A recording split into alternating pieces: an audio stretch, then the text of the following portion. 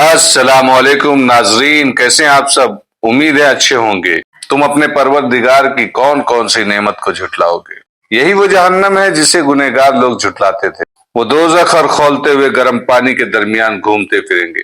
तो मालूम नहीं मेरे दिल में क्या हलचल बपा हुई। मुझे ऐसे महसूस होने लगा है जैसे वो राज इन्हीं लफ्जों में है जो ढूंढता फिर रहा हूँ। उसने सलाखों में से हाथ अंदर करके खतीब अल मखदूम का चुग्गा पकड़ लिया और बेताब होकर बोला, मुझे बताओ ये राज क्या है। क्या मेरे दिमाग पर खून सवार है? अगर ऐसा है तो मैं इंतकाम किस तरह लूंगा। मैं पागल तो नहीं हो जाऊंगा।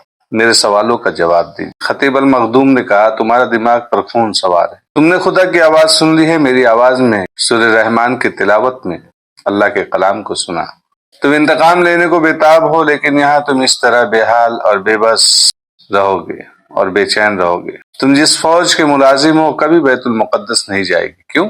खतीब ने जवाब दिया, क्योंकि ये फौज पहले सुल्तान अय्यूबी को शिकस्त देगी, फिर सुल्तान अय्यूबी को कत्ल किया जाएगा और फिर मसीहियों के साथ दोस्ती की जाएगी। ओहदेदार की आंखें खुलती गई। खतीब उसे बताता रहा कि मुसलमान हुक्मरान क्या कर रहे हैं। मैं कुछ अरसे से इस किस्म की बातें सुन रहा था, लेकिन मुझे यकीन नहीं था हुक्मरान कौम की उन बेटियों को भूल जाएंगे जो मसीहियों की बर्बरियत का निशाना बनी है और जिन्हें इन्होंने अगवा करके न जाने कहां से कहां पहुंचा दिया है। खतीब ने कहा, भूल चुके हैं। इस हद तक भूल चुके हैं कि अगवा की हुई मुसलमान लड़कियां उन्हें तोहफों के तौर पर पेश की जाती हैं और ये उन्हें अपने हरमों की जीनत बनाते हैं। इसीलिए सुल्तान सलाहुद्दीन अय्यूबी के दुश्मन बन गए हैं। वो कुरान के अहकाम के पाबंद है और कौम की असमत का इंतकाम लेना चाहते हैं। वो इस्लाम के रास्ते पर हैं। सुल्तान सलाहुद्दीन अय्यूबी को ये भी याद नहीं है कि उनका कोई घर है या नहीं। उनकी उम्र सहराओं और पहाड़ियों में गुजर रही है।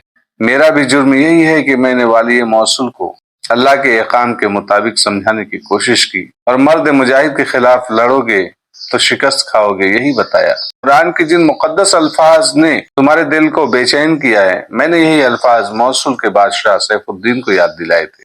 मैंने उसे कहा था कि तुम जैसे गुनहगार चेहरों से पहचाने जाएंगे और बालों और पाँव से पकड़ लिए जाएंगे। मैंने उसे कुरान का ये हुक्म भी सुनाया था कि तुम दिमाग से बादशाही का नशा नहीं उतारोगे तो दोज़ख खोलते हुए गर्म पानी में घूमोगे फिरोगे। मगर उसने खुदा का हुक्म मानने से इनकार कर दिया और अपने नफ्स का हुक्म माना। उसने मुझे कैद खाने में बंद करा दिया। ओहदेदार ने कहा, आपको यहाँ बहुत तकलीफ होगी। मैं जो खिदमत कर सकूंगा करूंगा। ये दुनियावी और जिस्मानी तकलीफें मुझे कोई तकलीफ नहीं दे सकती। खतीब ने कहा, तुमने मेरी आवाज में जो सोज और तासुर महसूस किया है वो मेरी रूह की आवाज थी। दुनिया के जहन्नम में मैं मुतमईन हूँ। मेरी आवाज अल्लाह की दी हुई नेमत है, मुझे कोई तकलीफ नहीं। हाँ, एक गम है जो मुझे परेशान करता है। मेरी बेटी जवान है और ये मेरी वाहिद औलाद है। मेरी बीवी मुद्दत हुई मर गई। मैंने उसे बच्ची की खातिर दूसरी शादी नहीं की। हम एक दूसरे की खातिर जिंदा है, वो घर में अकेली है। मैं उसकी हिफाजत करूंगा। ओहदेदार ने कहा, सबकी हिफाजत करने वाला अल्लाह है, खुदा है। खतीब ने कहा, मैं तुम्हें अपने घर का पता बता देता हूँ। मेरी बेटी साइका से कह देना कि शाबित कदम रहे और मेरे मुतालिक कोई फिक्र न करे। अगर यहाँ कुरान पढ़ने की इजाजत हो तो मेरी बेटी से मेरा कुरान ले आना। ओहदेदार सुबह खतीब के घर चला गया और उसकी बेटी को तसल्ली दी कि अपने बाप के मुतालिक वो परेशान न हो। उसने साइका को बताया कि वो उसके बाप से बहुत मुतासिर हुआ है, उसकी जो मदद हो सकती है वो करेगा, लेकिन ऊपर के हुक्म के खिलाफ कोई कार्रवाई नहीं कर सकता क्योंकि कैद खाने का अदना मुलाजिम है। उसने लड़की से कहा कि मोहतरम खतीब का कुरान दे दें। लड़की ने कुरान देने से पहले ओहदेदार के साथ बहुत सी बातें करके लेकिन यकीन कर लिया कि वो तहे दिल से और जज्बा के तहत उसके बाप की मदद करना चाहता है।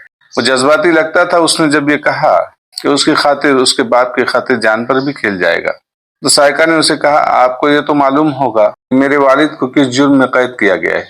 मुझे डर है कि सैफुद्दीन उन्हें अजियत खाने में डाल देगा ताकि उनके दिल से सलाहुद्दीन अय्यूबी की हिमायत निकल जाए। ये मुमकिन नहीं हो सकता कि आप उन्हें कैद खाने से फरार होने में मदद दें। हम दोनों मौसूल से गायब हो जाएंगे। ओहदेदार मुस्कुरा कर बोला, जो अल्लाह को मंजूर होगा। मैंने तुम्हारे वालिद की कुरान की आयतें सुनी, उनकी आंखों में ईमान का नूर देखा है और जो अल्लाह से डरते हैं वो किसी से नहीं डरते। हो सकता है कि कोई ऐसा वक्त आ जाए कि मैं उनकी कोई मदद कर सकूं या निकाल सकूं या कुछ कर सकूं, ये मैं कुछ कह नहीं सकता। मैं वालिद मोहतरम के लिए कुरान ले आती हूँ। लड़की ने कहा। वो अंदर चली गई और बहुत देर बाद बाहर आई। उसके हाथ में कुरान था जो ओहदेदार को देकर उसने कहा, मैं वाली मौसूल के पास जा रही हूँ कि वो मुझे बाप से मिलने की इजाजत दे दे। हाँ, ओहदेदार ने कहा, मुलाकात का यही तरीका है। اور وہ قرآن لے کر چلا گیا۔ سائقہ تیار ہو کر سیف الدین کے دربار میں چلی گئی، اسے باہر روک دیا گیا۔ سیف الدین صلاح الدین ایوبی نہیں تھا کہ ہر کسی کو ملنے کی کھلی اجازت تھی۔ سیف الدین تو بادشاہ تھا اور اس کے طور طریقے شاہانہ، اسے شراب بھی پینی ہوتی تھی، حرم کے لیے بھی وقت نکالنا ہوتا تھا، ناچ گانے کی محفلیں بھی منعقد کرنی ہوتی تھی، اور جو وہ وقت بچتا تھا وہ اپنی بادشاہی کو سلطان ایوبی سے بچانے کے منصوبے بناتے صرف ہوتا تھا۔ اسے اپنی رعایا کا کوئی علم نہ تھا۔ حکومت کے نشئی رعایا کو استعمال کیا کرتے ہیں، ان کے نیک و بد کی انہیں کوئی پرواہ نہیں ہوتی۔ وہ رعایا کے پیٹ میں صرف اتنا سا اناج جانے دیتے ہیں جس سے رعایا صرف زندہ رہے اور ان کے آگے سجدہ ریز رہے۔ سائقہ اسی رعایا کی ایک لڑکی تھی۔ دربار نے اس سے پوچھا کہ وہ کون ہے تو اس نے بتایا کہ وہ موصل کے خطیب ابن المخدوم ککبوری کی بیٹی ہے۔ دوسروں کی طرح دربان کو بھی یہ معلوم تھا کہ خطیب اچانک پاگل ہو گیا ہے، اسے قید خانے میں ڈال دیا گیا ہے۔ خطیب کا احترام ہر کسی کے دل میں تھا اور اس کے پاگل ہو جانے کی وجہ سے سب کے دلوں میں ہمدردی بھی پیدا ہو گئی تھی، اور دربان نے کسی سے کہہ کہ سیف الدین سے اجازت لے لے کہ ان کی بیٹی ان سے ملنے آئی ہوئی ہے۔ سائقہ جب سیف الدین کے سامنے گئی تو اس لڑکی کی خوبصورتی دیکھ کر چونک اٹھا۔ وہ لڑکیوں کا شکاری تھا۔ اس نے سائقہ کو دلچسپی سے اپنے پاس بٹھایا۔ وہ سمجھ گیا ہوگا کہ لڑکی اپنے باپ کی رہائی کی درخواست لے کر آئی ہے۔ سنو لڑکی، اس نے سائقہ کی بات سنے بغیر کہا، میں جانتا ہوں تم کیوں آئی ہو، لیکن میں نے بہت مجبور ہو کر تمہارے باپ کو قید میں ڈالا ہے۔ اگر اسے 1-2 دنوں بعد ہی رہا کرنا ہوتا تو میں اسے گرفتار ہی نہ کرتا، تو اسے رہا نہیں کروں گا۔ سائقہ نے پوچھا، ان کا جرم کیا ہے؟ سیف الدین نے جواب دیا، غداری۔ کیا انہوں نے آپ کے خلاف صلیبیوں کے حق میں غداری کی ہے؟ ریاست کا دشمن صلیبی ہو یا مسلمان، سیف الدین نے جواب دیا، اس کے ساتھ مل کر ریاست کو نقصان پہنچانا جرم ہے۔ کیا تمہارا باپ صلاح الدین ایوبی کا حامی نہیں تھا؟ سائقہ نے جواب دیا، مجھے کچھ معلوم نہیں، میرا خیال یہ ہے کہ صلاح الدین ایوبی کا حامی ہونا جرم نہیں۔ یہی بات تمہارا باپ بھی نہیں سمجھ سکتا، سیف الدین نے کہا۔ میں حیران ہوں کہ بہت سے لوگ صلاح الدین ایوبی کو فرشتہ سمجھتے ہیں۔ نعوذ باللہ، وہ عورت کے معاملے میں درندہ ہے۔ دمشق اور قاہرہ میں اس نے اپنا حرم تم جیسی سینکڑوں لڑکیوں سے بھر رکھا ہے۔ ہر لڑکی 3-4 مہینے بعد اپنے سالاروں کے حوالے کر دیتا ہے۔ اس کی فوج جہاں حملہ کرتی ہے وہاں نہ مسلمان گھرانہ دیکھتی ہے نہ غیر مسلم، ہر گھر کو لوٹتی اور ہر لڑکی کو اپنے ساتھ لے جاتی ہے۔ تم جیسی حسین لڑکی اس سے کبھی محفوظ نہیں رہ سکتی۔ یہ میرا فرض ہے کہ تمہاری عزت کی حفاظت کروں، خواہ مجھے تمہیں اپنے گھر میں رکھنا پڑے۔ سائقہ نے کہا، میری حفاظت خدا کرے گا، میں صرف یہ التجا کرنے آئی ہوں کہ مجھے تھوڑی سی دیر کے لیے اپنے باپ سے ملنے کی اجازت دی جائے۔ جب تک قاضی اسے سزا نہیں سنا دیتا اجازت نہیں دی جا سکتی۔ تو سزا کیا ہوگی؟ لڑکی نے پوچھا۔ موت۔ سائقہ کے آنسو بہنے لگے۔ اس نے لڑکی کو اور زیادہ خوف زدہ کرنے کے لیے کہا، لیکن یہ موت اتنی آسان نہیں ہوگی کہ تلوار سے سرتن سے جدا کر دیا جائے گا۔ اسے آہستہ آہستہ اذیتیں دے دے کر مارا جائے گا۔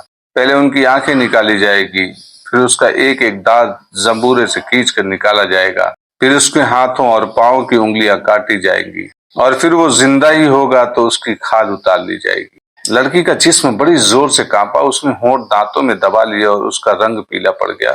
اس نے لرزتی ہوئی آواز میں پوچھا، کیا آپ ان پر یہ رحم نہیں کر سکتے کہ ان کا سر تلوار سے کاٹ دیا جائے؟ اگر انہیں سزائے موت ہی دینی ہے تو ایک ثانیے میں انہیں کیوں نہیں ختم کر دیتے؟ اور لڑکی نے اپنے دل میں کہا، یہ جو بھی صلاح الدین ایوبی کے متعلق باتیں کرے ساری باتیں جھوٹ ہے، کیونکہ تمام دنیا کے مسلمان جانتے ہیں اگر تمہیں اپنی قیامت خیز جوانی پر رحم آ جائے تو میں تمہارے باپ پر رحم کر سکتا ہوں۔ سائقہ نے اسے سوالیہ نظروں سے دیکھا تو سیف الدین نے کہا، باپ کے مر جانے کے بعد تم ایک عام سی اور غریب سی لڑکی بن کے رہ جاؤ گی۔ کیا یہ بہتر ہوگا کہ تم میرے عقد میں آ جاؤ، جس سے تمہارے باپ کو بھی فائدہ پہنچے گا اور تمہاری حیثیت موصول کی ملکہ کی ہو جائے گی؟ سائقہ نے کہا، اگر میرے باپ نے مجھے خودداری کی تعلیم نہ دی ہوتی تو ملکہ بننا تو بہت بڑی بات ہے۔ میرا باپ میری عصمت کی حفاظت میں اپنی کھال ہنستے کھیلتے اتروا لے گا۔ یہ سودا میرے باپ کے ساتھ کرے، اس سے پوچھے کہ تم جلاد کے پاس جانا چاہتے ہو یا اپنی بیٹی کو میرے پاس بھیجنا چاہتے ہو۔ میرا باپ یقیناً یہی کہے گا، مجھے جلاد کے حوالے کر دو۔ میں صرف یہ درخواست لے کے آئی تھی کہ تھوڑی سی دیر کے لیے وہ مجھے اپنے باپ سے ملنے دیا جائے۔ اب میں اپنی درخواست میں یہ اضافہ کرتی ہوں کہ ان کے لیے میں کوئی سودا قبول نہیں کروں گی۔ سیف الدین نے پوچھا، کیا تمہارا یہ فیصلہ ہے کہ میرے پاس نہیں آؤ گی؟ سائقہ نے جواب دیا، اٹل فیصلہ۔ آپ موصول کے مالک ہیں، مجھے زبردستی اپنے حرم میں داخل کر لیں گے۔ سیف الدین نے کہا، میں نے ایسا جرم کبھی نہیں کیا۔ سائقہ اٹھ کھڑی ہوئی اسے دراصل ملاقات کی ضرورت نہیں رہی تھی، وہ تو یہ معلوم کرنا چاہتی تھی کہ اس کے باپ کے ساتھ قید خانے میں کیا سلوک ہو رہا ہے۔ اسے قید خانے کے ایک عہدیدار سے معلوم ہو گیا تھا۔ سائقہ کو اب یہ معلوم تھا یہاں رکنے سے کوئی فائدہ نہیں، وہ وہاں سے نکل گئی۔ سیف الدین لالچی نظروں سے اسے دیکھتا رہا۔